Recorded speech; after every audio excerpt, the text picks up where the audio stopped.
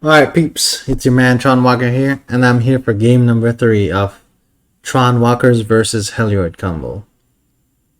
Now, I'm gonna play this game a little quick because if you watch the first two videos, it does kind of go in detail of how these decks work, and so because of that, I'm expecting you all to understand some of the things what's going on here. If you're just tuning in and you have not seen the first two videos, I recommend you go ahead and watch them because they were impeccable games. My opponent, Rainbow Bob, did not miss any plays as far as Heliod Combo goes, so hats off to him on that. I know that the Magic Online system is a little janky, and I skip my turns more often than I would like anybody to know, so yeah. Alright, let's go ahead and show you all this video.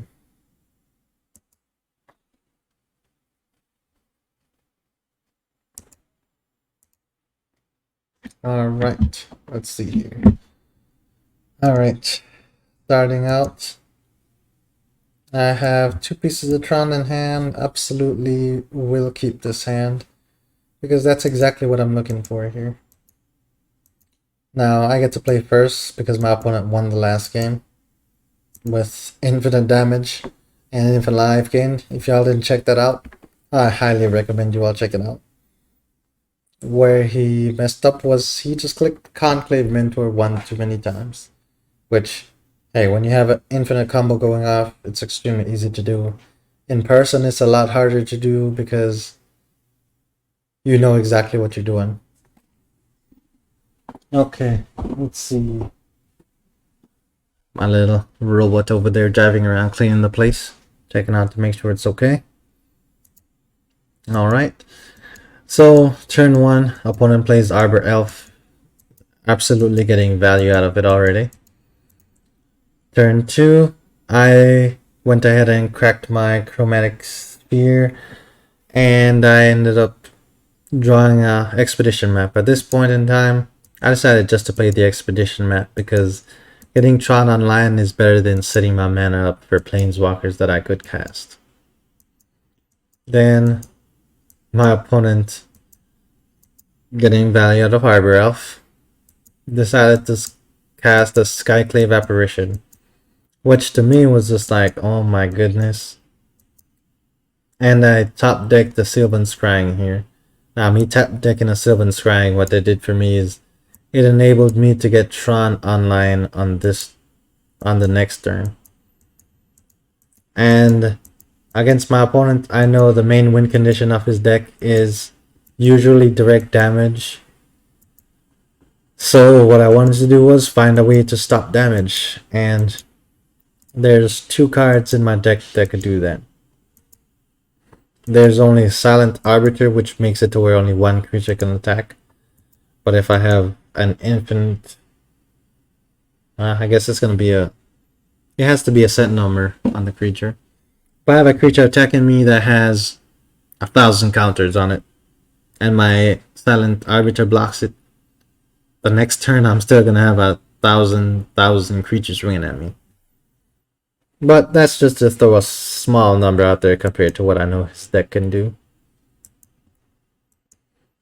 But afterwards, I went ahead and played Oath of Nissa just to see what I would get, because I already knew the main play here was going to be Ensnaring Bridge to try and shut off his damage. And Ensnaring Bridge comes down on my end. And then my opponent here goes ahead and he plays a Collected Company, which gets him a Spike Feeder and a Noble Hierarch. Now, if this had gotten him Heliod as well, Heliod the Sun Crowned, he would have been able to do infinite life gain at this point. But luckily for me, he did not get it yet. So I went ahead and played a land. I have the Ensnaring Bridge locked down now. So what I'm looking for here is I have to find a way to get him to not kill my current great creator. And Silent Arbiter is the man I use for the job when it comes to decks with multiple creatures swinging at me. The reason why is he's a 1/5 creature that says only one creature can attack per turn. And then I have my Ensnaring Bridge, which says creatures with power or toughness greater than the amount of cards in my hand cannot attack. Which means that the only things that can attack me is a creature that's a 2/2. And it also means that my Silent Arbiter can block it and not die. Because my opponent typically, I think Heliod Combo doesn't run Death Touch. So, go ahead here and give it to my opponent the next turn. And let's see, he played a Collected Company again. Is the Collected Company what got him his...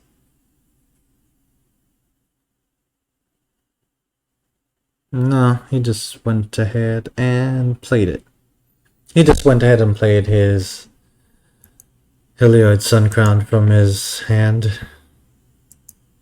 There was a lot of tapping action going on when I was clicking through. And he played another Spike Feeder, which at this point means that he has infinite life gain twice. So here my opponent decides to gain life and just... I was just like, okay bro, I get it. You have infinite life. Alright, Rainbow Wob, let's try to see something else happen here. So I was like, how can I shut his deck off even more? And the answer is Sorcery's Spyglass. What Sorcery's Spyglass does is it lets me look at my opponent's hand, and then I can name a card, and the named card's abilities cannot be activated unless they're mana abilities. So, like another thing I could have named here is Arbor Elf. The reason why is Arbor Elf does not say anything about mana in its ability. It just says you can untap a forest. So that would cause him to not be able to tap his Arbor Elves anymore. But let's see here. After I got this lockdown on my opponent, I was like, okay, I need to dump cards out my hand. That way no big creatures can attack me at all. And initially what I wanted to do here was I wanted to use Resurrect here to tap his Heliod and untap my tower. But the game did not give me priority again to tap my tower before it untaps. Which means that I was stuck with the same 3 mana that I was going to have anyways. So I went ahead and played one permanent.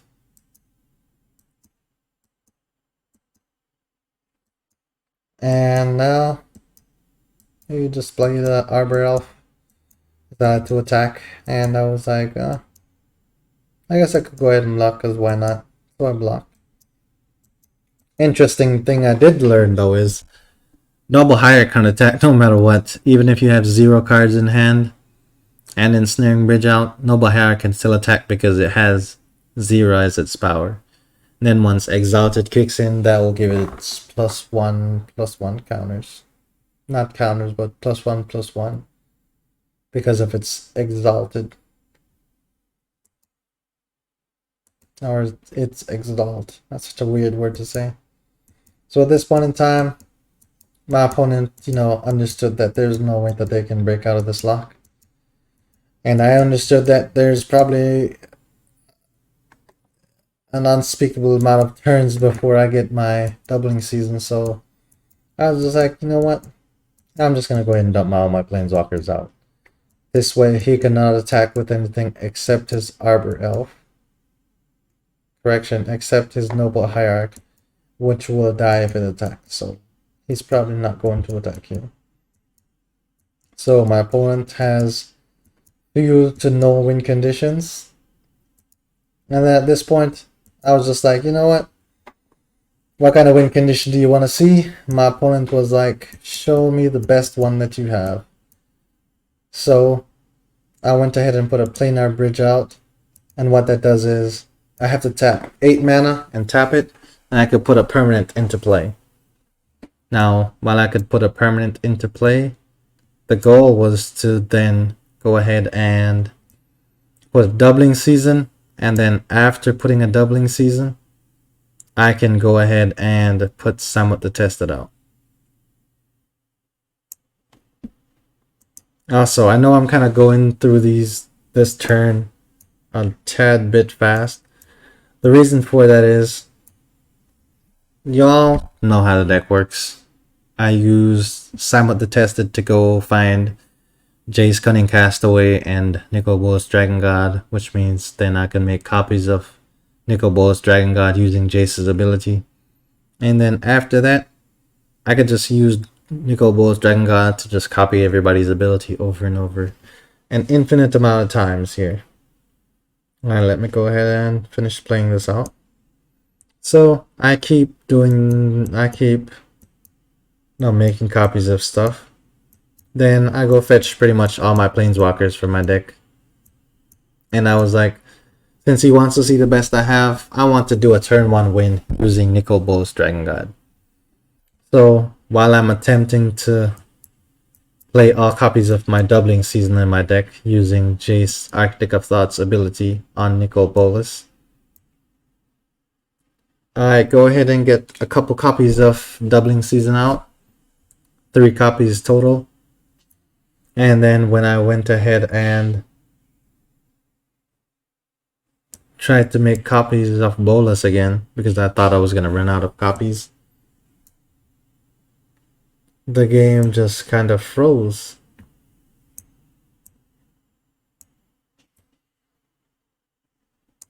And when the game froze, it did not allow me to see exactly what was going on. Like even right now, when I'm going through trying to show all the stuff that happened,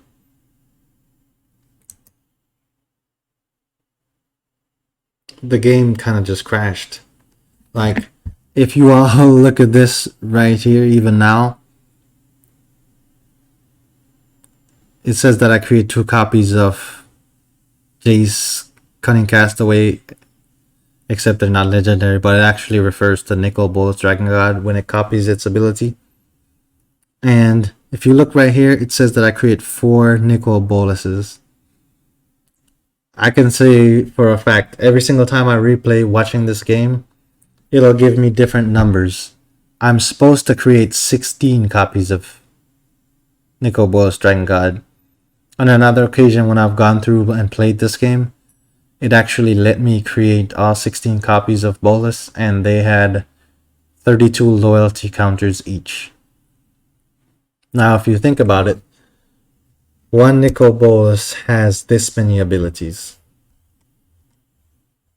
Granted, it has the save the targets thing in between all of them, so it does make it a little bit longer.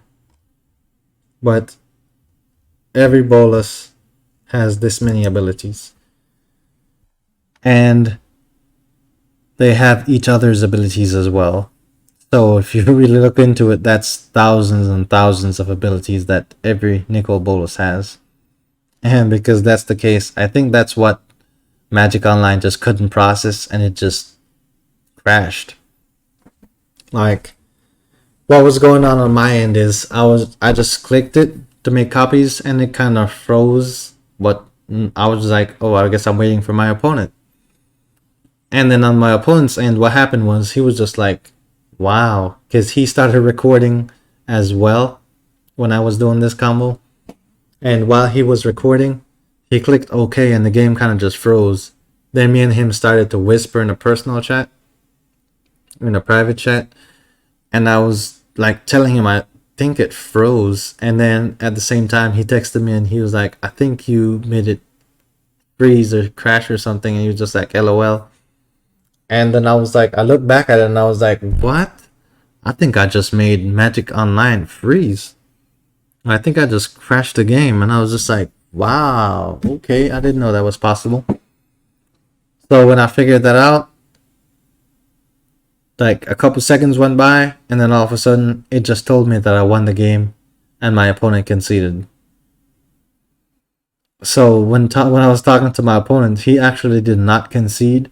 What happened was, as soon as he clicked OK to passing priority on the stack, the game kind of froze on his end.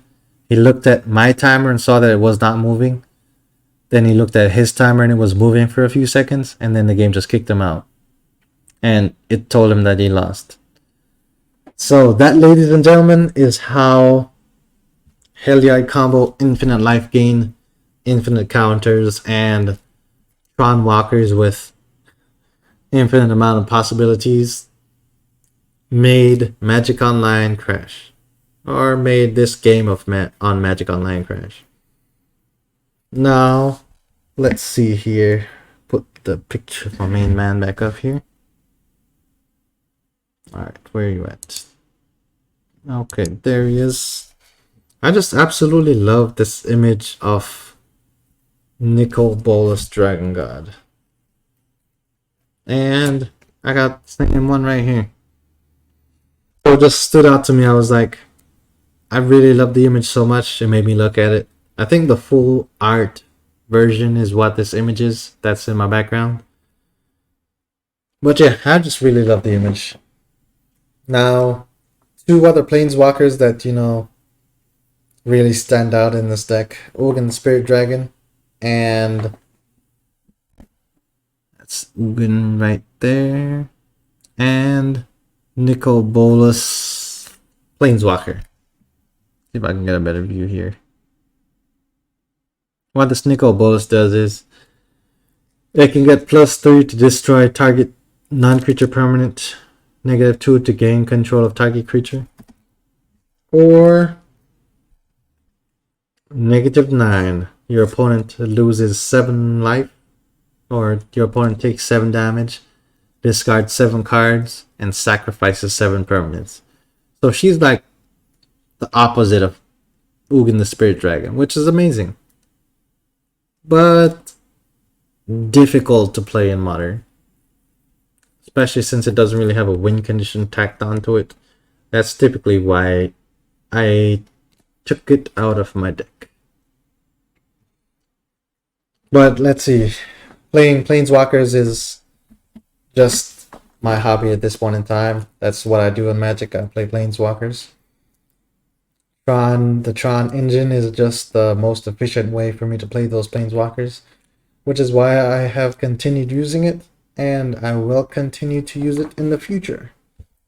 And for every new set that Magic makes, you can best believe I will be collecting the Planeswalkers, and I will be waiting to see what the next Planeswalker is that makes it into this deck.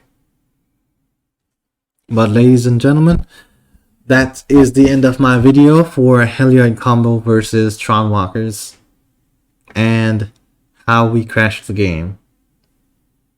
Now, if y'all enjoyed that, continue tune in for my future videos. Follow me on YouTube or Twitch. And just, you know, like the videos and leave some comments to show your support. I appreciate it, and I always love playing against people who also enjoy Magic the Gathering. So if you want to, go ahead and add me on Discord, or just follow me wherever. You know, tune in when I'm streaming, and we can play some games against each other. And I can see here I have a friend of mine that I met on Magic Online who sent me some messages on Discord, so I gotta go ahead and read those. But yeah. If y'all like what y'all see, just go ahead and let me know. Alright, well, I will see y'all later, peeps. I appreciate you all tuning in, and hope y'all keep enjoying Modern.